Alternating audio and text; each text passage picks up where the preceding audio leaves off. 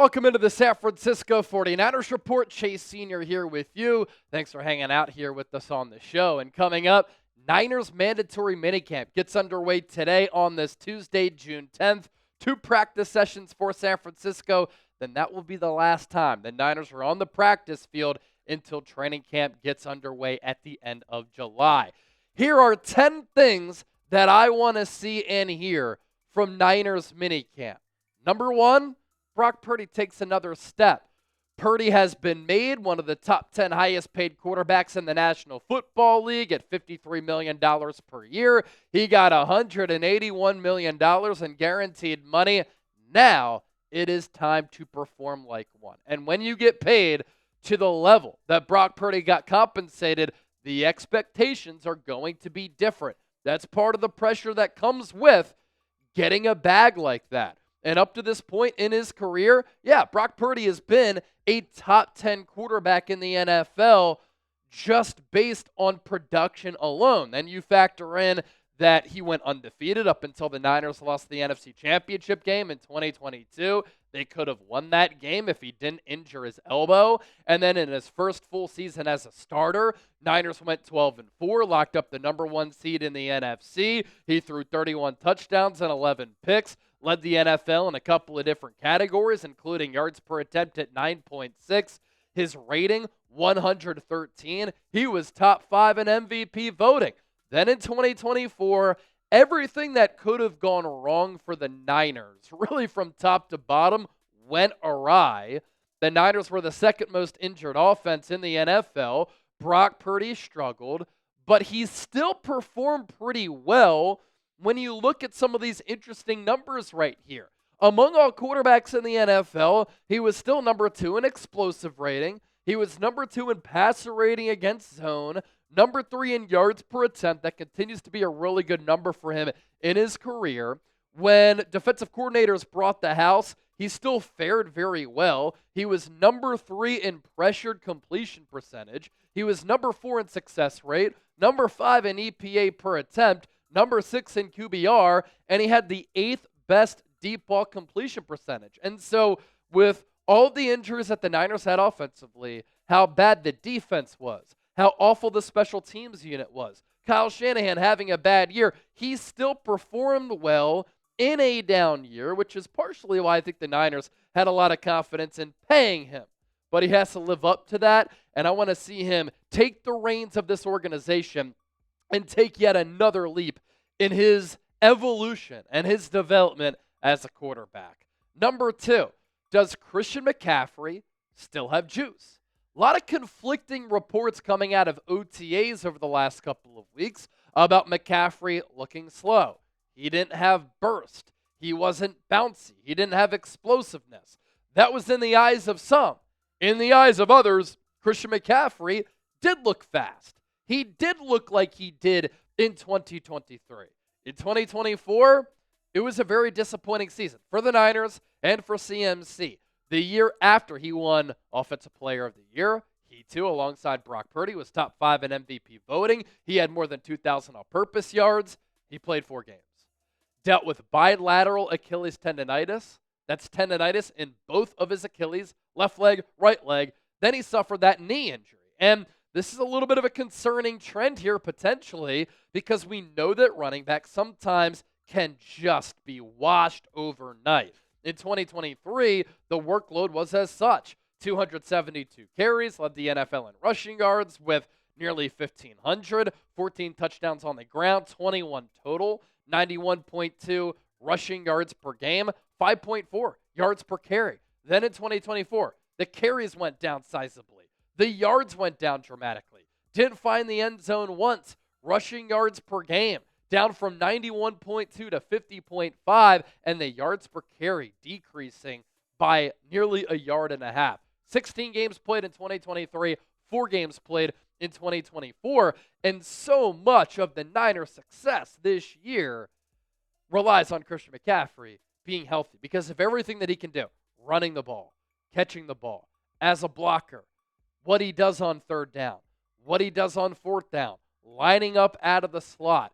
He's truly one of the most unique and special players in the NFL. CMC does wonders for this Niners offense. And if they are without him, the Niners' game plan, their offensive philosophy, it changes a lot. Number 3, all offseason we were told Trent Williams will play in 2025. Trent Williams is ready to redeem himself after an injury-plagued 2024. That's what we were told, but until last week, we didn't see Trent Williams at the Niners facility. We didn't see him on the field with his teammates. During OTAs, though, he was there.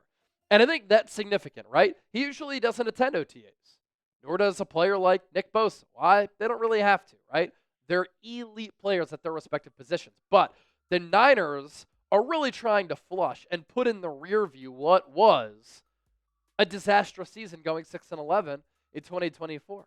They entered the year as Super Bowl favorites, and then they picked 11th in the NFL draft, and they missed the playoffs, and the skid at the end of the year was really ugly. And so what I love about this Niners offseason, they've remade the team, they've tinkered with the roster, they've made necessary changes to their coaching staff.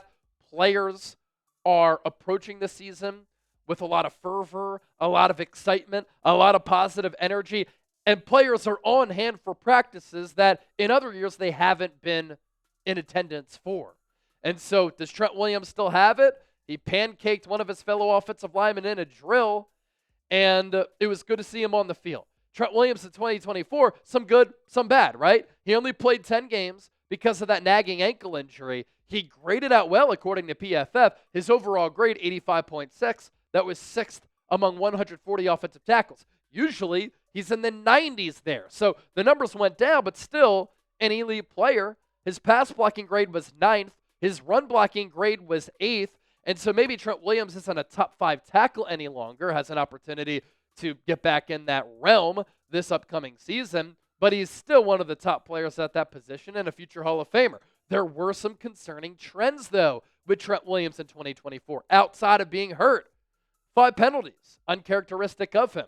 77th at the position. He gave up 3 quarterback hits in 10 games. That ranked 82nd, and he surrendered and allowed 17 pressures. That was 77th among 140 offensive tackles. Like I said with McCaffrey and how he does wonders for this offense, same can be said for Trent Williams. And I alluded to this moments ago.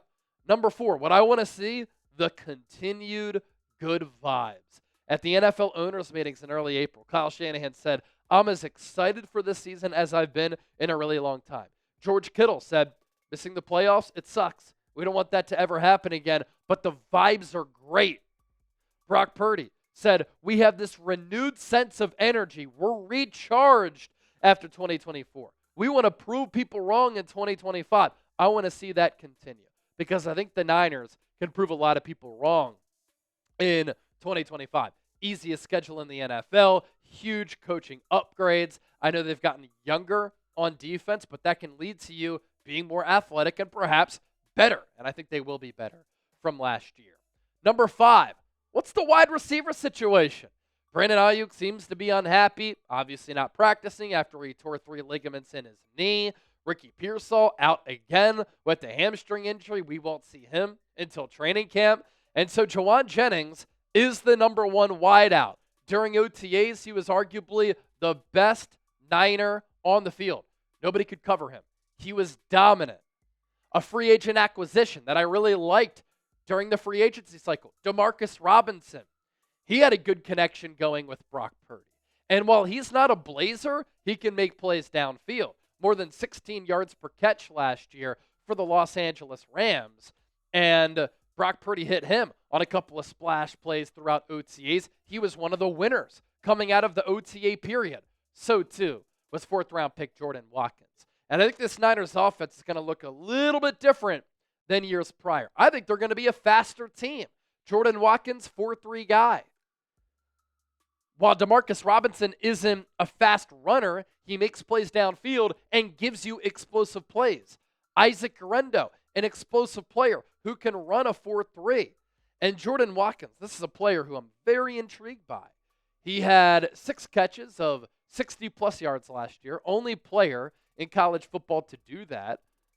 He had multiple long balls caught because he could track the ball well, and he was an explosive player for Ole Miss. He's shifty, strong lower half. He can pick up yards after the catch with those big burly legs, and I think that Kyle Shanahan's going to be able to find ways to utilize him, getting him out in space, on vertical routes. He was one of the top wide receivers for the Niners during OTAs. Does that continue in mandatory minicamp? A lot more to get to. 5 more things that I'm looking for during our Niners mandatory minicamp preview. But a quick reminder, I'm sorry to interrupt this video, but I encourage you to subscribe to the channel. Nobody does it like we do it here on the Niners Report. Anytime I'm talking Niners, I want our shows to be informative, insightful, entertaining, thought-provoking, where you have a voice. If all of that sounds good, join the worldwide movement. Well over 162,000 people are subscribed to this channel. I want you to be next. Our sponsor for today's show, our friends at Chubbies. Skies out, thighs out. Chubbies has the best deal of the year going on at chubbiesshorts.com/chat and use the code CHAT. Summer is here. We're all hanging out by the pool, which means it's officially time for shorts and bathing suit season. And Chubbies has the best shorts and bathing suits for all of you. Life's too short for uncomfortable swim trunks, so the Chubbies swim trunks are set up for all-day comfort with quick dry stretch fabric, a built-in liner that actually does its job, and there's not going to be any more chafing, no more soggy butt, no more mesh disasters.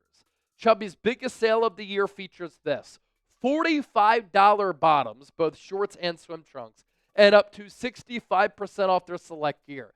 It's the perfect time to donate your decade-old shorts and refresh your drawer. Give your legs the summer that they deserve. Now, the shirt that I am wearing is a Chubbies shirt. It's awesome. It really embodies the San Francisco 49ers. It is an NFL collection item, so it is not eligible for discount, but I've worn this a couple of times. So many people have been in the comment section asking, Chase, where do you get that shirt? You can still find it at chubbieshorts.com/chat, and you can look like me, support the Niners. I wore this by the pool over the weekend. Everybody absolutely loved it because it's awesome. So it's the biggest sale of the year with Chubbies. Don't wait. Limited time. Shop Chubbies today. $45 shorts, up to $65 off select gear. Hit up chubbieshorts.com/chat. Use that code chat and grab your favorites before they're gone. If you miss the sale, don't sweat it. Use our code chat for 20% off. Support the show. Let them know that we sent you. chubbieshorts.com/chat. To the back half of the show, what I want to continue to see is that first-round pick, 11th overall selection, Mykel Williams continues to impress. He is going to help this Niners defense, in my opinion, improve right away. His length, his size, his physicality, the scheme fit that he is, his ability to stop the run will help out San Francisco dramatically. Nick Bosa has to be so excited to finally have some legitimate players opposite of him because it's been a long while. He now has Mykel Williams and Bryce Huff. Mykel Williams impressed during rookie minicamp. He impressed during OTAs. I want to see that continue. And I like the positional versatility that he's going to be able to bring Robert Saleh's defense, playing defensive end and defensive tackle on long-range, obvious passing downs. Number 7, will Alfred Collins practice? The Niners' second-round pick hasn't been on the practice field yet. He's been dealing with this calf injury. He has to sign that rookie contract. He hasn't yet. But like with Mykel Williams, he has NFL size and physicality already. His tackle-to-missed tackle ratio last year at Texas was so impressive, 55-2. Like Mykel Williams, so good against the run. And while him and Mykel Williams don't have great sack numbers as players yet in their football careers, they have an opportunity to push the pocket, collapse the pocket, and push the quarterback off of his spot so that he can fall in the arms of a Bryce Huff or a Nick Bosa and get sacked. I want to see him healthy. It's time for Alfred Collins to start getting some reps. I want to see what type of player he's capable of being in year one and beyond for San Francisco. For Niners rookie linebacker Nick Martin, keep balling, man. He's arguably been one of the top Niners offseason additions so far. When you factor in free agency and the NFL draft. Plays like his hair is on fire. Plays like he shot out of a cannon. He's shown some coverage skills. Has an ability to stop the run. He brings physicality to this Niners defense. I think that he can be a wonderful complement alongside Fred Warner. There are 2 starting linebacker roles up for jobs. Weak side, strong side. And while Nick Martin has a bold personality and bold play, he's the leader in the clubhouse for that weak side linebacker spot. And in 2023, prior to suffering a knee injury in 2024, one of the best linebackers in all of college football. A little bit undersized, but he doesn't play like that. 140 tackles, 16 TFLs, 6 sacks, 2 picks, 2 pass breakups. He made plays all over the yard. And I think when Niner fans watch him play, you're going to be saying, did we get the next generation of Niners football and Nick Martin at the linebacker spot where he plays similarly to Dre Greenlaw and Azeez Al-Shire? He plays with that type of swagger, confidence, energy, and speed. His fellow rookie Upton Stout, I think, has an opportunity to start under Robert Saleh as well. And I think that he's going to lock down the slot. And there have been rave reviews with Upton Stout too. Like Nick Martin, according to some teams, yeah, maybe he's a little bit smaller. But like Nick Martin, he doesn't play like it. Bold personality, bold play, very sticky coverage. He has 4.4 speed. He put up the most reps on the bench press of any DB at the NFL Combine. He, too, can play well against the run. He has the ability to turn around and address the football with really quick feet and hips. And I think Upton Stout will start inside with Deommodore Lenoir and Renardo Green on the outside. That's a promising young cornerback trio for this Niners defense going into 2025. There are also questions at the safety spot. During mandatory minicamp, we won't see Malik Mustafa on the field practicing. We won't see Jair Brown. Mustafa had surgery on that ACL. Jair Brown had surgery on that ankle. And so it's been Jason Pinnock who has been getting a lot of snaps with the first-string defense. He oftentimes has been a player who plays very well downhill, has impressive TFL, quarterback hit, and sack numbers for a DB, but last year his passer rating when targeted was one of the lowest among all players in the National Football League at the safety position. He's number 25 there. But I think that Robert Saleh can utilize his length, his physicality, his versatility, and he has an opportunity to really seize a role here to start for this team week 1 against Seattle with all of the injuries that have taken place at that safety position. Other players to watch here, UDFA defensive tackle Sebastian Valdez. He has NFL size and an ability to stop the run. It's hard to find defensive tackles in a wide 9 who can stop the run. Austin Pleasance has had a very good spring into the summer. He's looking to lock down that top backup offensive tackle spot. Corey Kiner, UDFA running back. If this running back class in the 2025 draft wasn't so deep, he would have been selected.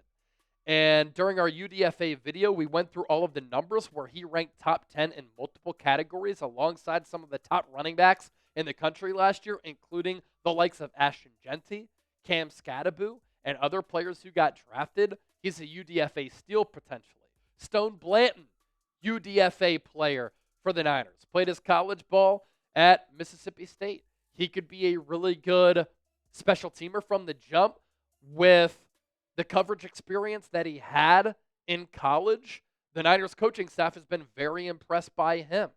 He is not an insane athlete, but he does play with good feel and instincts. That's what you need at that linebacker spot. And I'm excited to see Bryce Huff on the field. During OTAs, he was doing some drills. Can he partake in some of these 11-on-11s? And can we see that fast get-off and the ability to get after the quarterback to be that speed component alongside Nick Bosa at edge rusher for this Niners defense under Saleh? If you enjoyed today's show, mandatory minicamp preview, give me a real one down in the comment section. Thanks for watching, and we'll catch you later.